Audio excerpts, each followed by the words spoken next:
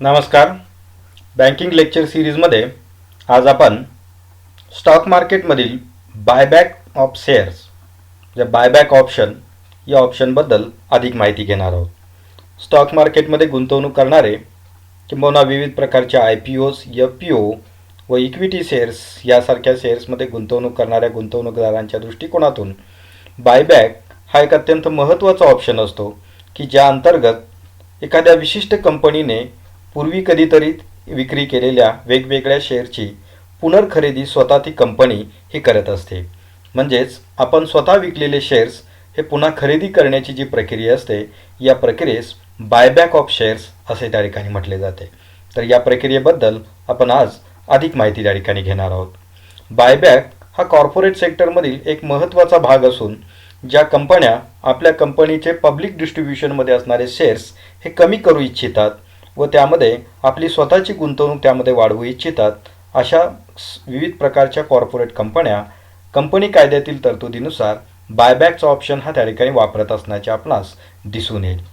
बायबॅकमध्ये प्रामुख्याने गुंतवणूकदारांना की त्या ठिकाणी विकलेले जे शेअर्स आहेत की ते शेअर्स परत घेण्याची ही एक वैशिष्ट्यपूर्ण प्रक्रिया असते.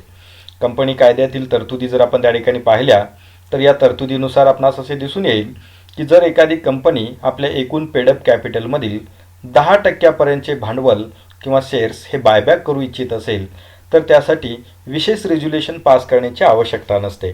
तथापि बोर्ड ऑफ डायरेक्टरनी घेतलेला अशा प्रकारचा निर्णय हा तात्काळ त्या ठिकाणी 2 दिवसाच्या आत हा securities and exchange board of India व संबंधित स्टॉक एक्सचेंजला कळवणे अत्यंत आवश्यक असते. मात्र जेव्हा एखादी कंपनी त्यांच्या एकूण पेडअप कॅपिटलमधील 25% किंवा त्यापेक्षा अधिक शेअर्स किंवा भागभांडवल हे बायबॅकच्या माध्यमातून रिपर्चेस करू इच्छित असेल तर अशा परिस्थितीमध्ये जनरल मीटिंगमध्ये हा स्पेशल रेझोल्युशन पास करणं हे आवश्यक आहे आणि त्याला जनरल मीटिंगची मान्यता घेणं हे अत्यंत आवश्यकता असते. म्हणजेच 10% जर त्या ठिकाणी बायबॅक ऑप्शन राबवला जाणार असेल तर त्यासाठी स्पेशल रेझोल्युशनची आवश्यकता नसते. मात्र जर त्या ठिकाणी 10%पेक्षा अधिक आणि 25% जर बायबॅक केला जाणार असेल तर अशा परिस्थितीमध्ये की त्या ठिकाणी स्पेशल रिझोल्युशन त्या ठिकाणी पास करणे आवश्यक असते. तथापि जरी असे असले तरी कंपनी कायद्यातील तरतुदीनुसार एखादी विशिष्ट कंपनी जास्तीत जास्त 25% त्या ठिकाणी बायबॅकचा ऑप्शन वापरू शकते. 25%पेक्षा अधिक बायबॅक त्या ठिकाणी करता येत नाही आहे कारण कंपनी कायद्यामध्ये तशा प्रकारची तरतूद करण्यात आलेली आहे.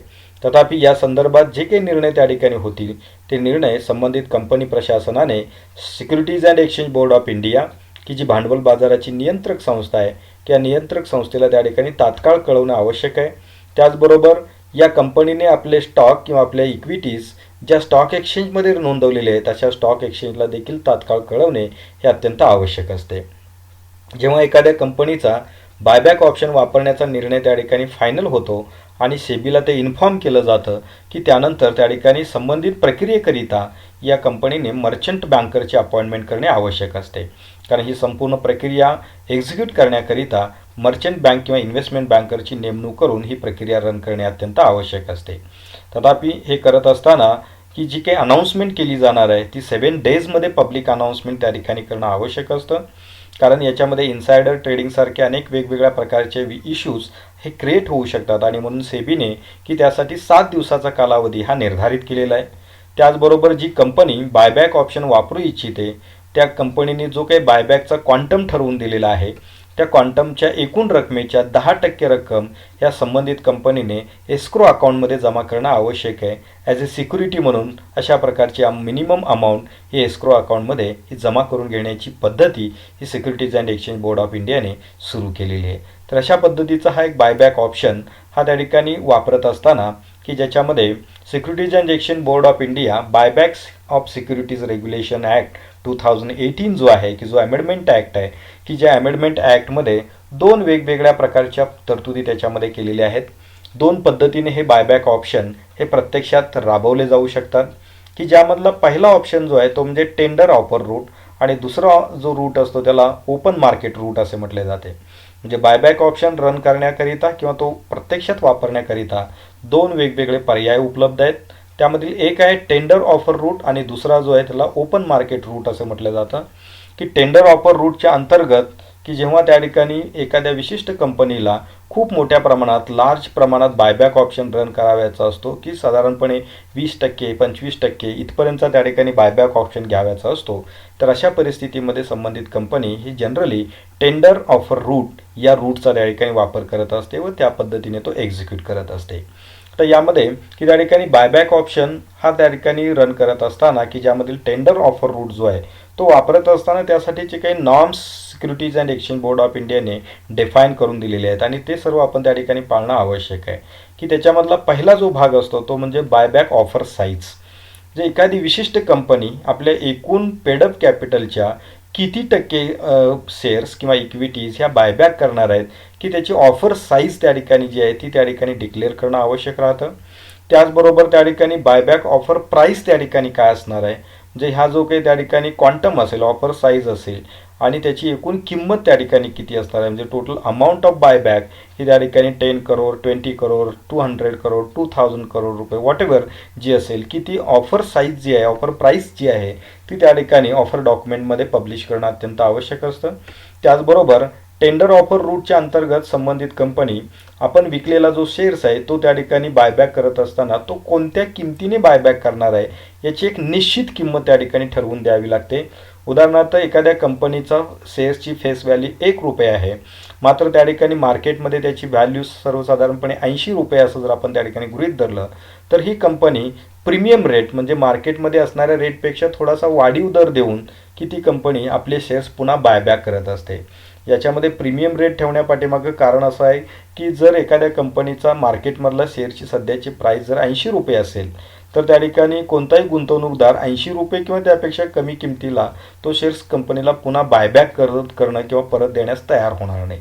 आणि म्हणून अशा गुंतवणूकदारांना किंवा शेअर होल्डरना थोडंसं अधिकच्या रकमेचं आमिष दाखवून किंवा त्याला अधिकचा वाढावा देऊन त्या ठिकाणी ही कंपनी त्यांच्याकडचे शेअर्स काढून घेण्याचा प्रयत्न करत असते. म्हणजेच ही जी काही त्या ठिकाणी बायबॅकची प्राईस जी असते, ऑफर प्राईस जी असते, ती मार्केट रेटपेक्षा थोडीशी हायर लेवलला त्या ठिकाणी सेट केलेली असते, की जी प्राईस यामध्ये ठरवली जाईल ती ऑफर डॉक्युमेंटमध्ये त्या ठिकाणी पब्लिश करणं आणि ती जनतेसाठी माहितीकरिता ज्यांच्याकडे शेअर्स आहेत अशा गुंतवणूकदारांच्याकडे करिता ती अमाऊंट जी आहे, प्राईस जी आहे ती डिक्लेअर करणं आवश्यक राहतं. त्याचबरोबर या प्रक्रियेमध्ये आणखीन एक महत्त्वाचा भाग राहतो की या प्रक्रियेमध्ये जे जे शेअर होल्डर्स बायबॅक प्रोसेसमध्ये इन्व्हॉल्व्ह होणार आहेत त्या सर्वांच्यासाठीची जी ऑफर प्राईस आहे, बायबॅकची जी प्राईस आहे ती सगळ्यांच्या बाबतीमध्ये सेम असणार आहे. त्याच्यामध्ये कुठल्याही प्रकारचं डिस्क्रिमिनेशन हे त्यामध्ये आपणास पाहाव्यास मिळणार नाही. त्याचबरोबर की यामध्ये किती प्रीमियम ॲड केलेलं आहे, हे प्रीमियम म्हणजे त्या ठिकाणी कंपनीचा सध्याचा शेअरचा मार्केटमधील रेट काय आहे, करंट रेट मार्केट प्राईस काय आहे आणि आपण त्या ठिकाणी किती रक्कम त्याच्यामध्ये वाढवलेली आहे हे देखील त्याच्यामध्ये डिक्लेअर करण्याची आवश्यकता असते. त्याचबरोबर टेंडर ऑफर रूटमध्ये आणखीन एक महत्त्वाचा भाग राहतो तो म्हणजे रेकॉर्ड डेट. म्हणजे या सिस्टीमच्या अंतर्गत कोणते असे भागधारक आहेत की जे बायबॅक ऑफरसाठी एलिजिबल असतील.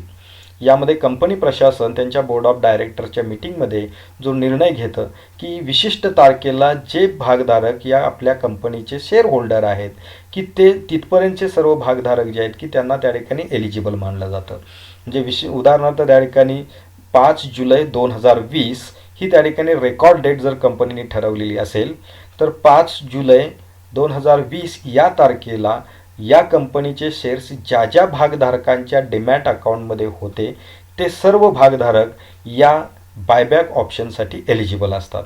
जे हा त्या ठिकाणी रेकॉर्ड डेटचा अर्थ त्या ठिकाणी एलिजिबिलिटी क्रायटेरिया हा ठरवण्यासाठी त्या ठिकाणी निर्धारित केलेला असतो.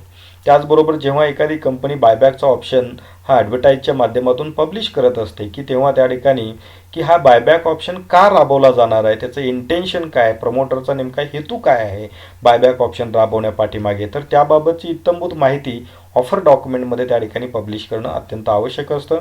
त्याचबरोबर कंपनीच्या संबंधित असणारी इतर आनुषंगिक माहिती देखील या ऑफर डॉक्युमेंटमध्ये असते, जसे की details of the promoter and their share holding percentage, हे कोण कोण प्रमोटर आहेत आणि त्यांच्याकडे या कंपनीचे किती शेअर्स, किती टक्के शेअर्स त्यांच्याकडे आहे, त्याची फेस व्हॅल्यू काय आहे आणि त्याची मार्केट व्हॅल्यू काय आहे याची माहिती त्याच्यामध्ये दिलेली असते. ब्रीफमध्ये त्या कंपनीची बॅलन्स शीट पब्लिश केलेली असते. त्याचबरोबर हा बायबॅकचा ऑप्शन एक्झिक्यूट करण्यासाठी जो इन्व्हेस्टमेंट बँकर किंवा त्या ठिकाणी मर्चंट बँकर म्हणून काम करणार आहे, की ज्याला आपण त्या ठिकाणी ब्रोकर म्हणू शकतो, की ब्रोकर म्हणून या प्रक्रियेसाठी कोणाची नियुक्ती या संबंधित कंपनीने केलेली आहे, त्याची संपूर्ण डिटेल माहिती त्या ऑफर डॉक्युमेंटमध्ये पब्लिश करण्याची आवश्यकता असते. तर अशा पद्धतीने एखादी कंपनी आपले बायबॅक ऑप्शन राबवण्याकरिता टेंडर ऑफर रूटचा वापर यामध्ये करत असते, की ज्याची व्हॅलिडिटी ही डिक्लेरेशनच्या डेटपासून 14 दिवस किमान व कमाल 30 दिवस इतकी त्या ठिकाणी असू शकते. म्हणजे 14 ते 30च्या दरम्यान कितीही कालावधी कंपनी आपल्या सोयीनुसार त्या ठिकाणी ठरवू शकते. ज्यावेळेस एखाद्या कंपनीला योग्य तो रिस्पॉन्स मिळत नाही त्यावेळेला त्याचा कालावधी जास्तीत जास्त 30 दिवसापर्यंत कंपनीला वाढवता येऊ शकतो. तर अशा पद्धतीने हा टेंडर रूट जो आहे की त्याचा वापर विशिष्ट कंपनी बायबॅक ऑप्शन एक्झिक्यूट करण्यासाठी करत असते. त्यानंतर दुसरा जो ऑप्शन याच्यामध्ये असतो तो म्हणजे ओपन मार्केट रूट, की ज्याच्यामध्ये त्या ठिकाणी यामध्ये बीड्स पद्धतीने की या ठिकाणी बायबॅकचा ऑप्शन त्या ठिकाणी राबवला जात असतो, की जेव्हा एखादी कंपनी स्मॉल साईजनी बायबॅक त्या ठिकाणी ऑप्शन करणार असते किंवा बायबॅक करत असते, की तेव्हा ओपन मार्केट रूटचा वापर त्या ठिकाणी बऱ्याच वेळेला केला जातो. अर्थात याच्यामध्ये काही स्ट्रिक्ट असं क्लासिफिकेशन नाही आहे की या स्मॉल बायबॅकसाठी ओपन मार्केट ऑप्शन वापरावा आणि लार्ज बायबॅककरिता टेंडर ऑप्शन वापरावा. तथापि या त्या ठिकाणी मार्केटमधल्या प्रथा आणि परंपरा आहेत की जर त्या ठिकाणी स्मॉल स्वरूपात जर बायबॅक असेल तर ओपन मार्केट रूटचा वापर केला जातो, कारण तो कन्व्हिनियंट राहतो. याच्यामध्ये देखील त्या ठिकाणी कंपनीला आपली बायबॅक ऑफर साईज डिक्लेअर करावी लागते, बायबॅक ऑफरची प्राईस म्हणजे टोटल अमाऊंट डिक्लेअर करावी लागते. त्याचबरोबर त्या ठिकाणी मॅक्सिमम प्राईस ऑफ शेअर जी असेल की बायबॅकची ती या ठिकाणी फिक्स करून द्यावी लागते. इथे सर्वात महत्त्वाचा भाग असा आहे की जर टेंडरमध्ये जर आपण पाहिलं तर कंपनी कोणत्या दराने तो शेअर्स बायबॅक करणार आहे याचा एक्झॅक्ट दर ठरवलेला असतो. मात्र ओपन मार्केट रूटमध्ये मात्र की कंपनी आपल्या शेअर्स बायबॅक करण्यासाठी जास्तीत जास्त किती किंमत देऊ शकते ही मॅक्सिमम प्राईस ऑफ शेअर त्या ठिकाणी डिक्लेअर केलेली असते. याचा अर्थ त्या दराने त्या ठिकाणी प्रत्यक्षात बायबॅक ऑप्शन रन होईल असं त्या ठिकाणी आपण म्हणू शकत नाही. मात्र प्रत्यक्षात त्या ठिकाणी बायबॅक प्राईसची जी हायेस्ट प्राईस आहे की ती त्या ठिकाणी या सेलरनी जी कोट केलेली असते ती त्या ठिकाणी प्रत्यक्षात एक्झिक्युशनसाठी वापरली जाते. उदाहरणार्थ त्या ठिकाणी ज्या ज्या इन्व्हेस्टरनी ज्या ज्या भागधारकांनी आपले शेअर्स कंपनीला परत देण्याविषयी जी काही प्राईस त्यांनी कोट केलेली असेल, म्हणजे मी त्या ठिकाणी या किमतीला बायबॅक द्यायला तयार आहोत, त्याच्यामधली जी टॉपची प्राईस असेल त्या टॉपच्या प्राईसनी प्रत्यक्षात बायबॅकचा ऑप्शन हा एक्झिक्यूट होत असतो. तथापि हा दर हा कोणत्याही परिस्थितीमध्ये कंपनीने ठरवलेल्या मॅक्सिमम दरापेक्षा जास्त असू शकत नाही. म्हणजे या केसमध्ये जर आपण पाहिलं तर तो मॅक्सिमम 90 रुपये पर शेअर इतकाच असू शकतो, कारण कंपनीला तो परवडणारा हा कॅप रेट त्या ठिकाणी कंपनीने ठरवून दिलेला आहे. त्यापेक्षा जास्त दर कोणत्याही गुंतवणूकदाराला किंवा शेअर होल्डरला तो कोट करता येत नाही. मात्र जर प्रत्यक्ष परिस्थितीमध्ये त्यापेक्षा कमी दराने जर त्या ठिकाणी कोट केला गेला तर त्यामध्ये यापेक्षा कमी दराने त्या ठिकाणी प्रत्यक्षात हा बायबॅक ऑप्शन एक्झिक्यूट हा होऊ शकतो. त्याचबरोबर त्या ठिकाणी याच्यामध्ये प्रीमियम किती ॲड केलेलं आहे ते डिक्लेअर करणं आवश्यक आहे. त्याचबरोबर टेंडर प्रोसेसप्रमाणे याच्यामध्ये रेकॉर्ड डेट महत्त्वाची असते, intention of the promoter behind the buyback हे त्या ठिकाणी महत्त्वाचं आहे, डिटेल्स ऑफ द प्रमोटर असेल, शेअर होल्डिंग पॅटर्न त्यांचा असेल, financial situation of the company असेल, ब्रोकर कोण अपॉइंट केलेला आहे त्याच्याविषयीची माहिती असेल. या सर्व बाबी इथे त्या ठिकाणी महत्त्वाच्या असतात की जशा टेंडर रूटमध्ये उपयुक्त आहेत त्याच पद्धतीने इथे देखील ही संपूर्ण माहिती ऑफर डॉक्युमेंटमध्ये पब्लिश करणं हे आवश्यक आहे. तथापि टेंडर रूट आणि ओपन मार्केट रूट याच्यामध्ये आणखीन एक महत्त्वाचा फरक यामध्ये असा असतो की जसं टेंडर रूटमध्ये प्रामुख्याने 14 दिवस ते 30 दिवस हा व्हॅलिडिटी पिरियड असतो, त्या कालावधीमध्ये तो एक्झिक्यूट करता येऊ शकतो. मात्र ओपन मार्केट रूटमध्ये जर कालावधी जर आपण पाहिला तर तो त्या ठिकाणी 6 महिन्यापर्यंत ही प्रक्रिया पुढे राबवता येते. म्हणजे कंपनीला जसजसे त्या ठिकाणी बायबॅक करता येणं शक्य आहे त्या पद्धतीनं 6 महिन्यापर्यंत ही प्रक्रिया ही पुढे चालू राहू शकते. म्हणजे त्या ठिकाणी टेंडरमध्ये ती फक्त 30च दिवसाची असेल, इथे मात्र ती 6 महिन्याचा कालावधी कंपनीला बायबॅकसाठी हा उपलब्ध होत असतो. तर अशा प्रकारचे हे 2 बायबॅकच्या बाबतचे एक महत्त्वाचे ऑप्शन्स आपण त्या ठिकाणी पाहणं आवश्यक आहे. तथापि जेव्हा एखादी कंपनी बायबॅकचं ऑप्शन त्या ठिकाणी डिक्लेअर करत असते त्यावेळेला त्या संबंधित कंपनीने आपला स्टॉक ज्या स्टॉक एक्सचेंजमध्ये नोंदवलेला आहे त्या स्टॉक एक्सचेंजच्या वेबसाईटवरती की या पद्धतीने संबंधित कंपनीचे जे बायबॅकचे जे काही इश्यूज आहेत की ते त्या ठिकाणी प्रसिद्ध केले जात असतात. आपण ते ॲथोराइज्ड आहेत की नाही तपासण्यासाठी संबंधित स्टॉक एक्सचेंजच्या वेबसाईटवर रेफर करू शकतो. जसे की आपण बॉम्बे स्टॉक एक्सचेंजची ही जर वेबसाईट जर आपण पाहिली तर इथे आपणास त्या ठिकाणी पाहाव्यास मिळेल की त्या ठिकाणी अनेक वेगवेगळ्या कंपन्या जसे की सन फार्मा कंपनी आपणास दिसेल की त्यांनी त्या ठिकाणी जो हा बायबॅकचा ऑप्शन त्या ठिकाणी दिलेला आहे त्याची व्हॅलिडिटी जर आपण या ठिकाणी पाहिली तर 26/3/2020 ते 25/9/2020 या कालावधीमध्ये त्या ठिकाणी त्यांनी बायबॅकचा ऑप्शन हा देऊ केलेला आहे. म्हणजे हा ओपन मार्केटमधला त्या ठिकाणी बायबॅक आहे की याच्यामधली ऑफर प्राईस जी त्यांची आपणास या ठिकाणी दिसते ती 425 रुपये की ₹1 फेस व्हॅल्यू असणारा हा शेअर्स आहे की ज्याची ऑफर प्राईस त्यांनी 425 रुपये या ठिकाणी दिलेली आहे. त्याचबरोबर जर आपण या ठिकाणी इतर त्या ठिकाणी वेगवेगळ्या कंपन्या जर आपण पाहिल्या तर पॉलिप्लेक्स नावाची कंपनी आहे की त्यांनी जर दिलेल्या ऑफरची जर या ठिकाणी तारीख आपण पाहिली तर 16/4/20 ते 15/10/20 या कालावधीमध्ये तो त्या ठिकाणी एक्झिक्यूट होणार आहे. त्याचबरोबर एक ऑप्शन या ठिकाणी आपणास पाहाव्यास मिळेल की बायबॅक टेंडरचा ऑप्शन जो आहे तो एका कंपनीने या ठिकाणी दिलेला आहे की ज्याला टनला सोल्युशन नावाची जी कंपनी आहे की या कंपनीने हा बायबॅकचा जो ऑप्शन दिलेला आहे तो त्या ठिकाणी ओपन मार्केटचा न देता की त्यांनी टेंडर ऑफर या ठिकाणी दिलेली आहे. या टेंडर ऑफरची जर डेट जर आपण या ठिकाणी पाहिली तर 1/7/2020 ते 14/7/2020 म्हणजे 14 दिवसांचा कालावधी की या कंपनीने दिलेला आहे की जो टेंडर ऑप्शनसाठी असणारा किमान कालावधी असतो की या किमान कालावधीमध्ये तो एक्झिक्यूट होणार आहे. त्यांच्याही कंपनीच्या शेअरची फेस व्हॅल्यू ₹1 इतकी आहे मात्र त्यांनी दिलेली ऑफर प्राईस जी आहे ती ₹81 इतकी ऑफर प्राईस त्या ठिकाणी दिलेली आहे की याच किमतीने या टेंडर प्रोसेसमध्ये शेअरचं बायबॅक प्रोसेस ही होणार आहे. तथापि या संपूर्ण प्रक्रियेमध्ये की ह्या ठिकाणी अप्पर लिमिट आहे ही कारण हे ओपन मार्केटमधला ऑप्शन आहे की ज्याच्यामध्ये सन फार्माने जरी 425 रुपये ऑफर केलेली असली तर एक्झिक्यूट होत असताना ती वेगळ्या किमतीला त्या ठिकाणी ही ऑफर बायबॅकची ऑफर एक्झिक्यूट होऊ शकते. तर या पद्धतीने आपण संबंधित स्टॉक एक्सचेंजच्या वेबसाईटवरती ज्या ज्या कंपनीने बायबॅकचे ऑप्शन त्या ठिकाणी सुरू केलेले आहेत की त्या संदर्भातील संपूर्ण इत्थंभूत माहिती आपण याच्यामध्ये पाहू शकतो. आता सर्वात महत्त्वाचा भाग म्हणजे की बायबॅक ऑप्शनचे अनेक वेगवेगळे फायदे आहेत. ते कोणकोणते फायदे आहेत की ज्याचा कंपनीला नेमका काय फायदा होऊ शकतो आणि गुंतवणूकदारांच्या दृष्टिकोनातून याचे काय फायदे आहेत तेही आपणास त्या ठिकाणी समजून घेणं आवश्यक आहे. सर्वात पहिला फायदा जो आहे तो म्हणजे to improve the earning per share की जेव्हा त्या ठिकाणी एखाद्या कंपनीचे नंबर ऑफ शेअर्स कमी होतात तेव्हा त्या ठिकाणी अर्निंग पर शेअर जो आहे की तो त्या ठिकाणी वाढायला मदत होते. उदाहरणार्थ एखाद्या कंपनीचा प्रॉफिट हा 500 कोटी रुपये आहे आणि त्या कंपनीचे शेअर्स त्या ठिकाणी जर 10 लाख शेअर्स असतील तर टोटल त्या ठिकाणी प्रॉफिटला आपण त्या ठिकाणी 10 लाख शेअर्सनी भागणार आहोत जे प्रॉफिट अर्निंग पर शेअर आपल्याला त्या ठिकाणी मिळणार आहे. परंतु जर शेअर्स त्या ठिकाणी बायबॅक केले म्हणजे 10 लाखाच्या ऐवजी आता ते 8 लाख शेअर झाले तर निश्चितपणे अर्निंग पर शेअर जो आहे की तो त्या ठिकाणी वाढायला मदत होत असते. नेक्स्ट ॲडव्हान्टेज जो आहे तो म्हणजे to improve the return on capital and return on net worth म्हणजे कंपनीच्या दृष्टिकोनातून जे कॅपिटल आहे भांडवल जे आहे की ते वाढण्यासाठी त्या ठिकाणी मदत होतं कारण याचा रेशो कमी झाल्यामुळे निश्चितपणे जो रेट ऑफ रिटर्न जो आहे ऑन कॅपिटल तो त्या ठिकाणी वाढण्यास मदत होत असते. त्याचबरोबर की बायबॅकच्या माध्यमातून विशिष्ट कंपनी आपल्या शेअर होल्डर्सना आपल्या कंपनीतून एक्झिट होण्याचा एक ऑप्शन उपलब्ध करून देत असते कारण अनेक गुंतवणूकदार कित्येक वर्षे त्या ठिकाणी कंपनीचे शेअर्स हे होल्डिंग करून ठेवत असतात किंमत वाढण्याच्या अपेक्षेने. मात्र ते त्या ठिकाणी काही वेळेला त्या एक्झिट होण्याचा विचार त्यांच्या मनामध्ये असतो मात्र आणखी किंमत वाढण्याची शक्यता आहे की काय अशा परिस्थितीमध्ये ते होल्डिंग हे ठेवलं जातं. मात्र बायबॅक हा एक असा ऑप्शन असतो की ज्याच्यामध्ये प्रीमियम रेटने म्हणजे मार्केटमध्ये असलेल्या दरापेक्षा थोड्याशा वाढीव दराने कंपनी स्वतः त्या ठिकाणी शेअर्स खरेदी करत असते.